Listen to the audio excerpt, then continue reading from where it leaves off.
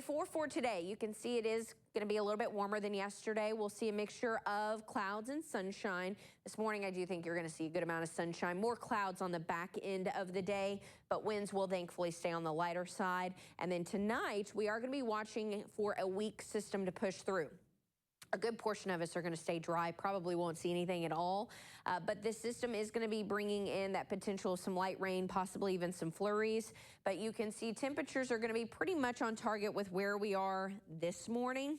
And then after that front does finally, or that little system does pass through, temperatures are going to stay on the colder side tomorrow. So there is going to be a significant difference, about 10 to 15 degrees cooler from this afternoon to tomorrow afternoon. Highs only right around that freezing mark. We'll see that mixture of sun and clouds once again. Wind shifting more out of the northwest, and it will be breezy. So wind chills will likely feel more like the 20s, and you're likely going to see that well into this weekend, where winds are going to stay blustery and it will feel colder for us. Heading through today, we'll see a good mixture of sun and clouds, more cloud cover on the back end. We're watching that small clipper system come through, and you can see rain. Also, the farther north, it is looking like primarily snowfall as it continues pushing to the south and east, transitioning more to that snowfall, especially as temperatures are falling below freezing.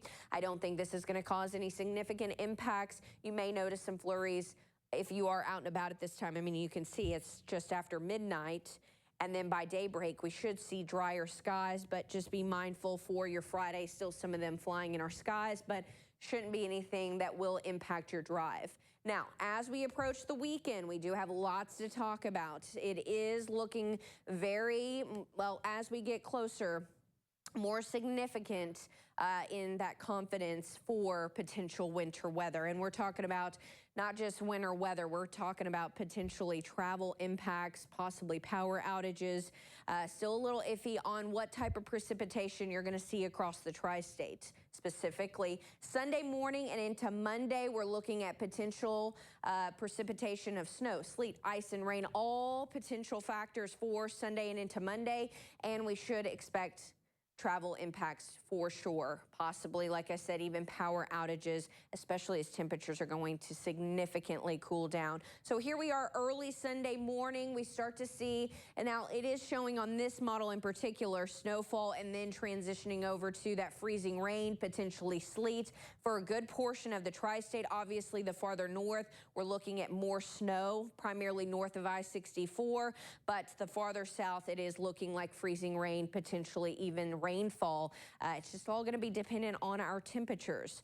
As we know, I mean, only a degree to about 3 degrees can make a huge difference. I do think freezing rain, ice is going to be a concern for us, most specifically. And then on the back end of the system, it is looking more like snowfall into your Monday. We will see those finally dry out, but like I said, temperatures are going to be below average well through next week, which is a concern.